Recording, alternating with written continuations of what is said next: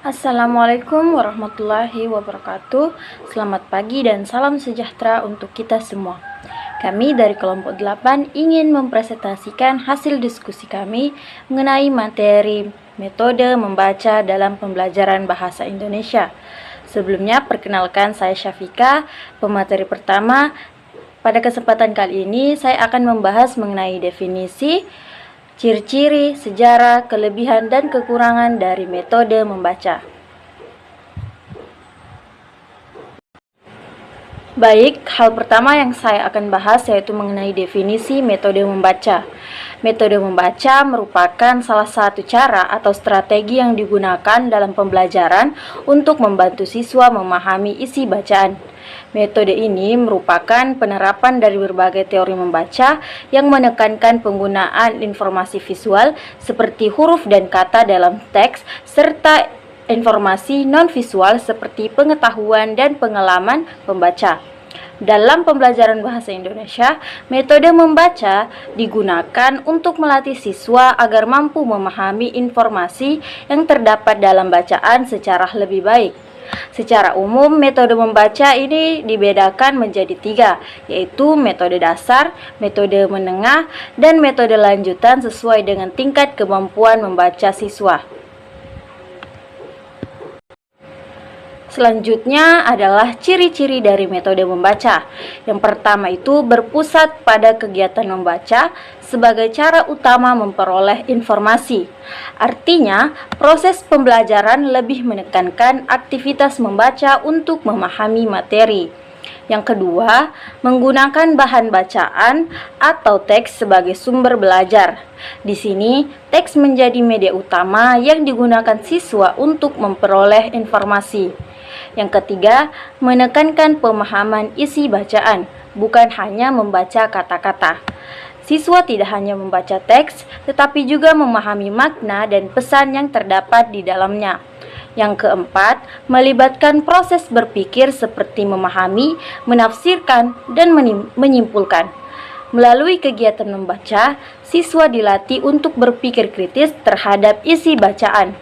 Yang kelima, bertujuan meningkatkan kemampuan membaca dan memahami informasi. Dengan metode ini, siswa diharapkan untuk memiliki kemampuan literasi yang lebih baik. Selanjutnya mengenai sejarah dari metode membaca ini. Sejarah metode membaca mengalami perkembangan dari waktu ke waktu. Pada abad ke-18, pembelajaran membaca menggunakan metode abjad yang menekankan pengenalan huruf sebagai dasar membaca. Kemudian, pada abad ke-19, berkembang metode ejah dan metode suku kata yang membantu siswa membaca dengan cara menggabungkan bunyi huruf menjadi suku kata dan kata. Pada awal abad ke-20, Edmund Durkheim memperkenalkan metode kata atau metode global yang menekankan pengenalan kata secara utuh. Selanjutnya, sekitar tahun 1970-an berkembang pula metode SAS. Seiring perkembangan pendidikan, muncul pula metode membaca modern yang lebih menekankan pada pemahaman bacaan. Salah satunya melalui strategi membaca yang dikembangkan oleh Francis P. Robinson. Selanjutnya, kita akan membahas mengenai kelebihan dan kekurangan dari metode membaca ini. Adapun kelebihannya yaitu yang pertama, membantu siswa memahami isi bacaan secara lebih mendalam. Siswa dapat mengetahui makna, pesan, dan informasi yang terdapat di dalam sebuah teks. Yang kedua, meningkatkan kemampuan membaca dan memahami teks. Latihan membaca secara terus-menerus dapat meningkatkan keterampilan membaca siswa. Yang ketiga, memperkaya kosakata siswa. Melalui berbagai bacaan, siswa dapat menemukan dan mempelajari kata-kata baru. Yang keempat, melatih kemampuan berpikir kritis dan analitis. Siswa belajar menafsirkan dan menganalisis isi bacaan. Yang kelima, meningkatkan minat membaca siswa. Kegiatan membaca yang dilakukan secara rutin dapat menumbuhkan kebiasaan membaca. Yang keenam, membantu siswa memperoleh informasi dan pengetahuan baru. Bacaan menjadi sumber belajar yang dapat memperluas wawasan siswa. Adapun kekurangannya yaitu yang pertama, membutuhkan waktu yang cukup lama dalam proses pembelajaran. Hal ini terjadi karena siswa harus membaca dan memahami teks secara mendalam. Yang kedua, tidak semua siswa memiliki kemampuan membaca yang sama. Perbedaan kemampuan dapat membuat sebagian siswa lebih lambat memahami bacaan. Yang ketiga, sebagian siswa dapat merasa bosan jika kegiatan membaca terlalu monoton. Yang keempat, siswa yang kemampuan membacanya rendah dapat mengalami kesulitan memahami teks. Guru perlu memberikan bimbingan atau bantuan tambahan kepada siswa tersebut. Yang kelima, guru perlu memilih bahan bacaan yang sesuai dengan tingkat kemampuan siswa. Pemilihan teks yang tepat akan membantu siswa lebih mudah memahami isi bacaan. Bismillahirrahmanirrahim. Assalamualaikum warahmatullahi wabarakatuh. Perkenalkan, nama saya Abdullah sebagai pemateri kedua. Baik, materi yang saya bahas yaitu struktur metode membaca. Ada 3 poin tentang struktur metode membaca. Yang pertama yaitu kegiatan membaca. Kegiatan membaca merupakan tahap pembuka dalam proses pembelajaran membaca. Pada tahap ini, guru berperan untuk menyiapkan kondisi belajar siswa agar mereka siap menerima materi yang akan dipelajari. Kegiatan awal sangat penting karena membangun minat dan motivasi siswa sebelum mereka mulai membaca teks. Pada tahap ini juga, guru memberikan pengantar atau apresiasi yang berkaitan dengan topik bacaan. Guru dapat mengajukan pertanyaan sederhana, menceritakan sedikit latar belakang materi, atau mengaitkan topik bacaan dengan pengalaman sehari-hari siswa.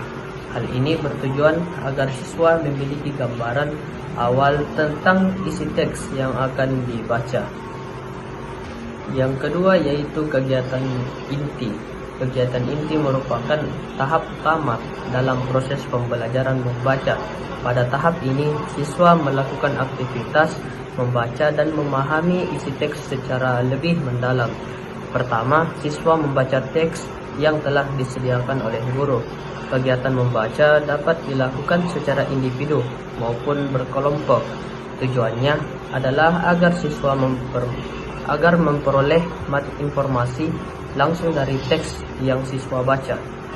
Setelah membaca, siswa diarahkan untuk menemukan ide pokok atau gagasan dari setiap paragraf. Ide pokok merupakan inti dari pembahasan dalam suatu paragraf. Dengan menemukan ide, siswa dapat lebih mudah memahami keseluruhan isi teks. Selanjutnya, siswa melakukan analisis terhadap isi teks. Dalam kegiatan ini, siswa tidak hanya memahami informasi yang tertulis secara langsung, tetapi juga mencoba menafsirkan makna, pesan, atau informasi penting yang terdapat dalam suatu bacaan. Guru dapat membantu siswa dengan memberikan pertanyaan-pertanyaan yang membantu pemahaman mereka terhadap isi teks. Yang terakhir yaitu kegiatan akhir. Kegiatan akhir merupakan tahap penutup dalam suatu pembelajaran membaca. Pada tahap ini, guru dan siswa bersama-sama melakukan refleksi terhadap kegiatan yang telah dilakukannya. Salah satu kegiatan yang dapat dilakukan adalah diskusi mengenai hasil bacaan. Siswa dapat menyampaikan pendapat, menjelaskan ide pokok yang telah mereka temukan, serta membahas isi teks bersama teman-temannya. Diskusi ini membantu siswa memperdalam pemahaman mereka terhadap bacaan. Pada tahap akhir ini juga, guru juga dapat memberi penguatan terhadap materi yang telah dipelajari, serta menekankan kembali pesan atau informasi penting dari bacaan.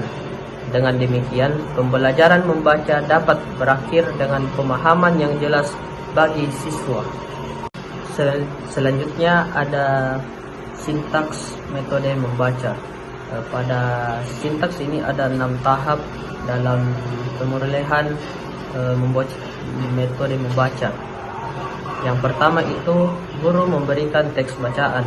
Langkah pertama dalam sintaks metode membaca adalah guru memberikan teks bacaan kepada siswa. Teks yang dipilih biasanya disesuaikan dengan tujuan pembelajaran, tingkat kemampuan siswa, serta tema yang sedang dipelajari. Guru dapat memberikan berbagai jenis teks seperti teks narasi, deskripsi, eksposisi, maupun teks informasi lainnya.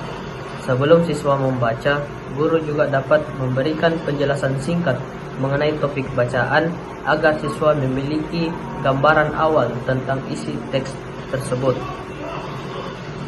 Yang kedua, siswa membaca teks secara individu maupun berkelompok.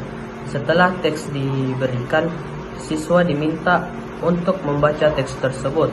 Kegiatan membaca dapat dilakukan secara individu maupun berkelompok.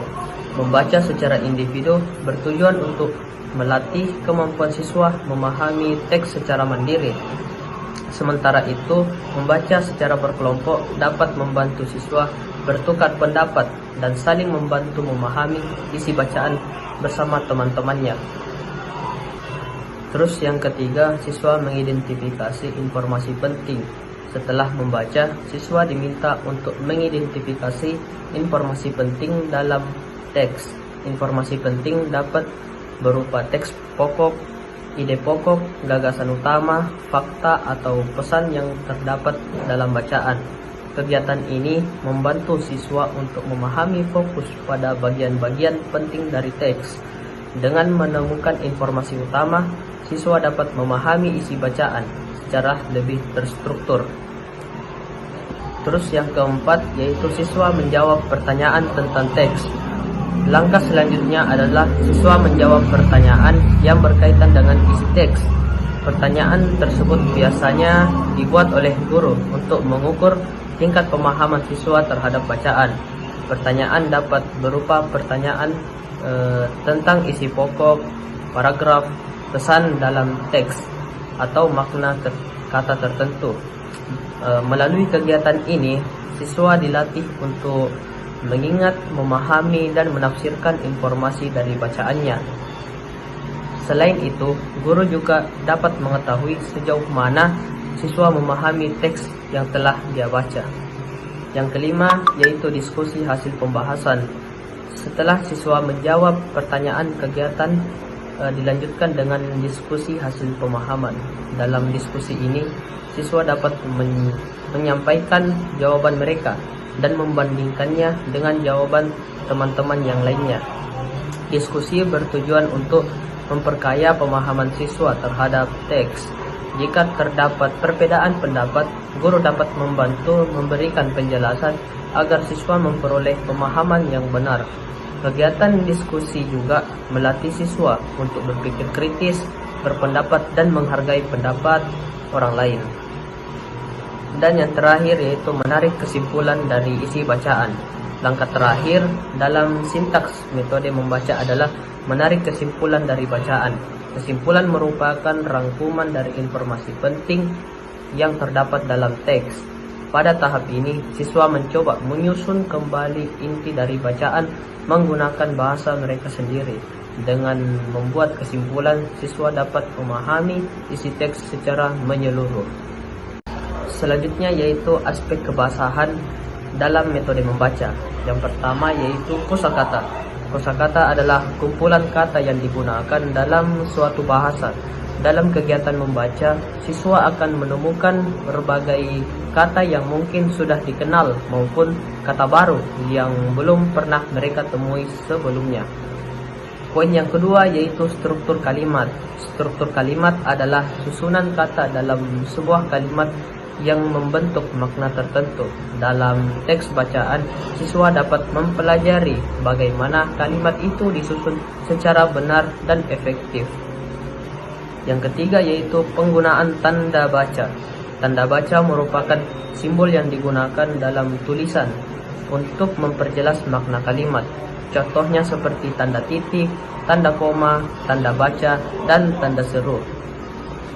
Yang keempat yaitu hubungan antar kalimat.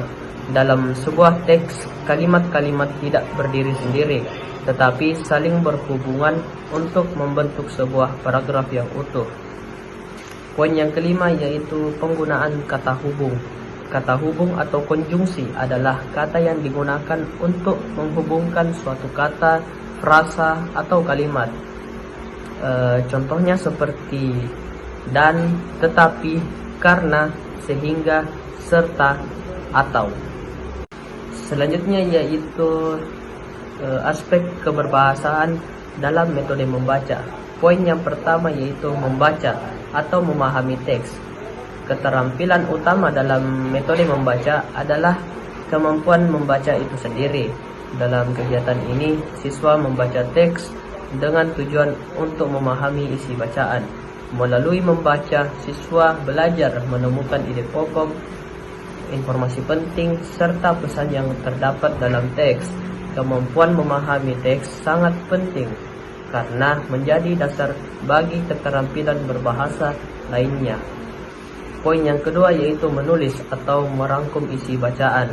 Setelah membaca dan memahami teks, siswa biasanya diminta untuk menuliskan kembali isi bacaan dalam bentuk rangkuman. Kegiatan ini melatih keterampilan menulis pada siswa tersebut. Poin yang ketiga yaitu berbicara atau mendiskusikan isi teks. Metode membaca juga melibatkan keterampilan berbicara. Setelah membaca teks, siswa sering diminta untuk mendiskusikan isi bacaan bersama teman atau menyampaikan pendapat mereka di depan kelas. Dan poin yang terakhir yaitu menyimak atau mendengarkan penjelasan teman atau guru. Keterampilan menyimak juga menjadi bagian penting dalam metode membaca. Ketika kegiatan diskusi berlangsung, siswa perlu mendengarkan penjelasan guru atau pendapat teman dengan baik. Melalui kegiatan menyimak, siswa dapat memperoleh informasi tambahan atau sudut pandang yang berbeda mengenai isi teks. Hal ini membantu mereka memahami bacaan secara lebih mendalam. Baik, demikianlah pemaparan dari kelompok kami, kelompok 8. Jadi kesimpulannya adalah metode membaca adalah cara pembelajaran yang digunakan untuk membantu siswa memahami isi teks melalui kegiatan membaca secara sistematis. Metode ini dapat meningkatkan kemampuan literasi, pemahaman bacaan, dan kosakata siswa.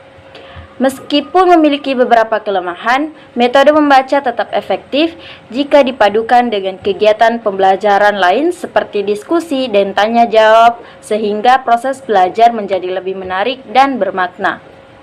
Saya tutup. Wabillahi taufiq wal hidayah. Wassalamualaikum warahmatullahi wabarakatuh.